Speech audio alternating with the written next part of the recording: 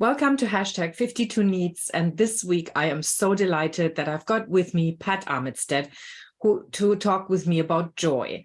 Joy is a joyologist, and her programs have transformed thousands of lives and foster connection, conscious leadership, emotional intelligence, yes, conversational intelligence, creativity, grief, empathy, and humor in the workplace.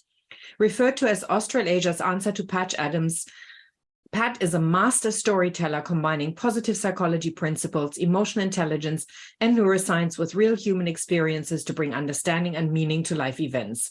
Welcome, Pat. Thank you so much. So good to engage with you. Yes, and with you. Now, you're a joyologist and you practice joyology. Can you tell us a little bit more about that? Well, in 2001, I declared myself to be the world's first. And it's been a pioneering journey, probably the major things achieved in the first 4 years because there was no model to follow on from. I didn't learn about joy by studying joy. I learned about joy through my experience of shame, grief, and embarrassment. And by merit of some choices I made in the midst of that turmoil, joyology appeared. And, I was led to a whole range of experiences, if you like. And, first 15 months, I did a couple of pilots because I didn't know where it was going. And that 15 months really helped me see what I could draw from my past, my nursing background, and what I would do now. Okay. So helping people find joy when it seems there's none really has been mine.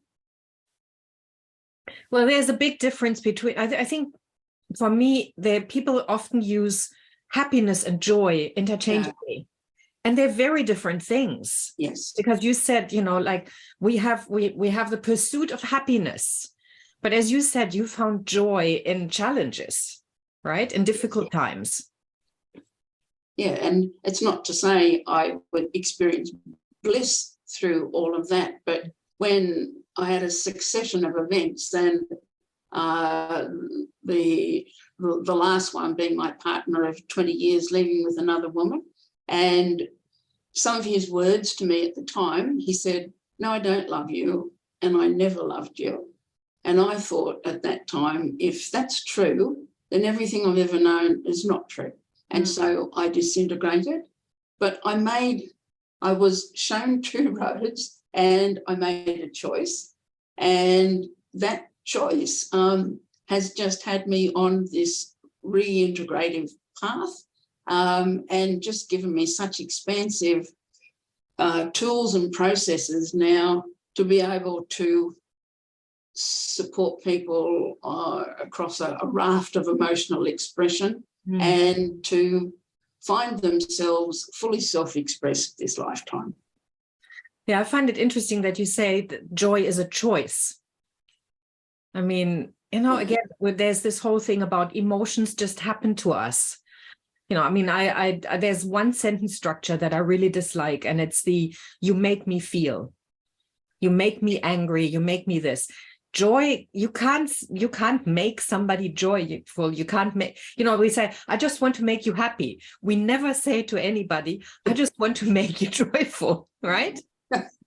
I can make the assertion, "I will bring you some joy." Yes.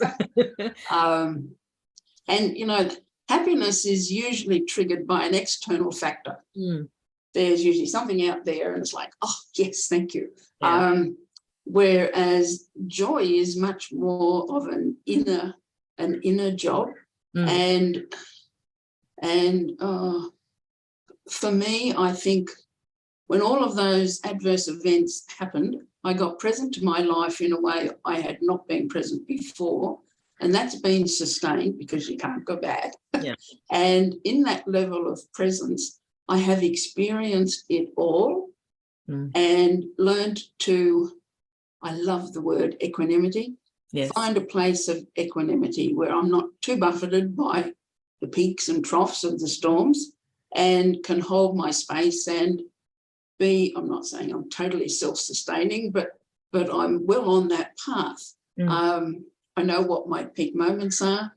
And if I, like in the lockdowns, I so love being with people, and to not be able to be with people, I had to orchestrate that. So to organise things like we're doing now, and to, I love to speak and I love to paint. So when I orchestrated both of those things every day through all of that tougher period, then I was fine. Yeah. And, I even painted a story. It's like I thought, I wonder what this turmoil looks like. And so I painted that. And having painted that, I then painted an abstract piece, which is just glorious colour. And then from that, I painted a piece that was like a jigsaw, which is like us coming together now in unity consciousness. And we don't get that access unless we can go within and know ourselves and become a channel, so that we can receive. So, and for me, there's a big channel between whatever goes on up here and in my heart and what comes out here. I think that's what it is. I mean, it's a spiritual experience, joy, isn't it? I mean, I know that for me, I mean, and I want to hear about, I'll share this just for a minute. We've both had a difficult year, but I have never been more content in my life. It's just not, and I've gone through fear and anxiety and, again, there was a sense of failure and all sorts of, and then I found this place, as you said, equanimity and contentment on the inside that was not reflected on the outside, but nobody can take that away from me. And I love, would you share the story that you shared with me earlier when you had blood pressure problems and you had to go into an ambulance, and tell us about what kind of experience you had, which is absolutely mind-blowing and shows us what we are capable of. Yes. I have blood pressure, and it's been well maintained for about 4 or 5 years. And probably 2.5 months ago, something just told me, it was 10 o'clock at night, where I don't normally check my blood pressure at that time. But it was just like I didn't feel anything in my body, but something was telling me, check your blood pressure. So I went, and it was 230 on 120, something like that. And I'm like, I need to call an ambulance, paramedics. So they arrived and assessed the situation, and I'm in the ambulance, and the female paramedic is taking my blood pressure, and she's at her console and, typing stuff and entering data probably. And she's turned to me and she said, all that art in your house, she said, is that yours? And I'm like, oh, yes, oh, my God, and off I go. All right, talking about my art. And she kind of jumped in her seat, and I'm like, what? And she said, when you started talking about your art, your blood pressure dropped to 120 on 70. And in that moment, I've never used this language, but in that moment, I felt like I'd moved through a portal.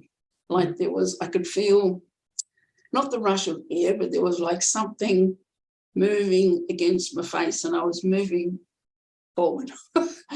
And so, we chatted there a bit, and then the blood pressure went back up again. And then she said, I noticed also on the sideboard in your lounge room, she said, there was that frame certificate from a speaking event, and it's got Joyology on it. What's that? I've never heard of it. So away I go again to speak about Joyology, and blood pressure dropped again. And in that moment, I just got, all right, whatever's happening here now with the blood pressure and anything else that might happen, I just need to trust and go to it, because she's given me the biggest gift. My challenge all my life has been overcoming self-doubt. And here was my body giving me the biggest message. when I'm speaking and when I'm painting, you're in your zone. You're in your best space. You're doing what you're here to do. You're fulfilling on your calling. All your life experience, good and bad, has equipped you to be here now in this time of turmoil, which isn't over yet. And, I so see and can stand firm in things like a strategy alone is not going to get us through now. We need to be fully self-expressed. We need to tap into our creative essence, and that doesn't mean we all need to be a painter, but there is a creative wellspring in so many that's not been given expression. And now's the time. Absolutely. And as you said, creativity and joy does not come just from painting. Like, I get joy from cooking, and it's not the external event of cooking. There's a sense of fulfillment that comes out of combining flavors and healthy things and tasteful things. It's deeply fulfilling. So when people say, what did you do over the weekend? And I say, I cooked. And they go, really? I was like, yeah. And then I cook for my neighbors sometimes, because I feel like cooking, and I go, well, you've had a tough week. How about you won't do dinner? Like, you don't have to make dinner. I'll bring it. It's just nice. And I think that's the difference between happiness and joy. Happiness is something that is, as you said, external events triggered on coming in. But joy is something that we also do for others. There's an aspect of selflessness in there, where we serve other people, and it's much more deep. It's much deeper and much more meaningful. So it doesn't come and go very quickly like happiness. We've got moments of happiness and then they're gone, but joy stays. Yeah. When I was a student nurse, the very first man I ever bed bathed was a man by the name of Bob Hall. Construction crane had fallen on him, and he arrived in casualty, 35 broken bones, and they stood around him and pretty much shook their heads. Anyhow, 4 hours later, Bob was still alive, so they risked taking him to theatre. They did some emergency surgery and trolling him back to the ward to recovery, and the conversation was, poor beggar, he'll probably be a vegetable. So Bob woke up in recovery and revealed he wasn't a vegetable, despite these atrocious injuries. And the conversation changed again, and they said, well, he'll never walk again. Yeah. Bob Hall was in hospital the whole 3 years of my general nurse training. I saw Bob Hall every day that I was on duty over that 3 years, whether I was rostered on his floor or not. Bob walked on 2 sticks to my graduation ceremony, stood up the back of the room, and when the ceremony proper was over, put his stick up and he said, I've actually got something to say. And he came down the front and he had this big scroll and he started opening it out. It was about 3 feet long. And he's reading off all the tricks and pranks and terrible things that I did to him while he was a patient. And every now and again, my mother, who was in the front row, would go, oh, Trisha, you didn't. Then when he was finished, he turned to me and he said, you don't know what you've done. Yeah. And I got that at one level on that day. But after the catastrophes at the turn of the century, I really got it. Yeah. My unconscious self, because I wasn't anywhere near as conscious then, arrived and fully expressed in the natural imp that I am. And, no one came to any harm. I often got into trouble, was often in matron's office. You can't do that, nurse, but there was something innate within me that sought to serve and humour him through a time when, and often it was inappropriate, but, and very naughty. But it was a balm. And I knew the difference between totally inappropriate. Yeah. There was a line and I came close to it. But that's where humour is. Humour yanks you off the path. Yeah. And I get the sustaining effect of someone having your back over an extended period, no matter what.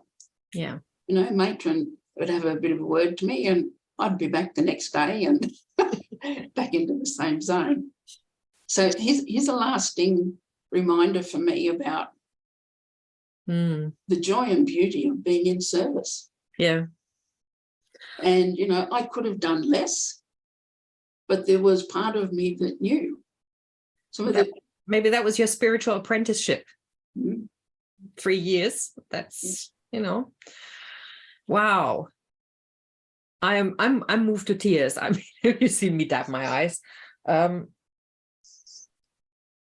He's been instrumental in my life ever since.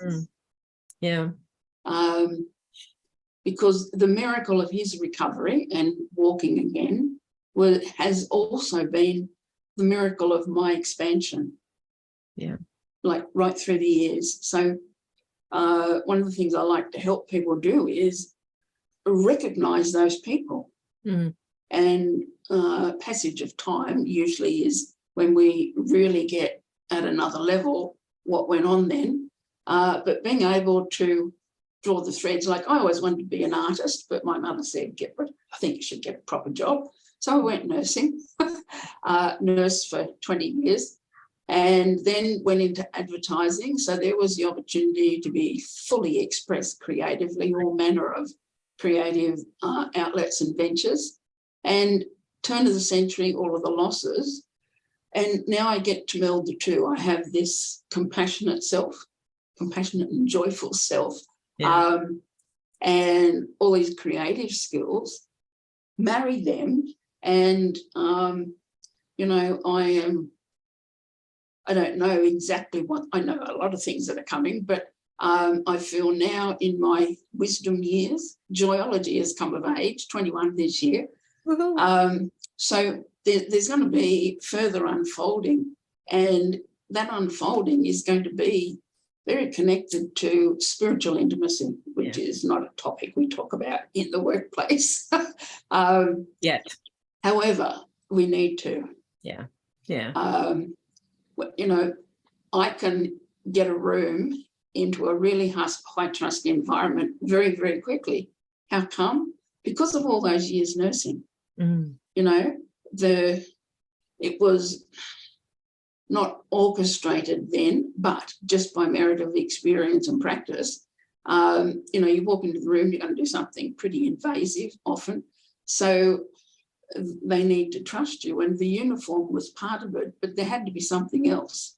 So being able to stand in our presence and own our presence, that's probably been the most joyous thing for me, because it's been plagued by doubt in the past. And all of the lessons and adverse events, if you like, have helped me see, look at what you just did. In the face of no agreement, look at what you just did. Yeah. And then Bob and I shared intimate communion.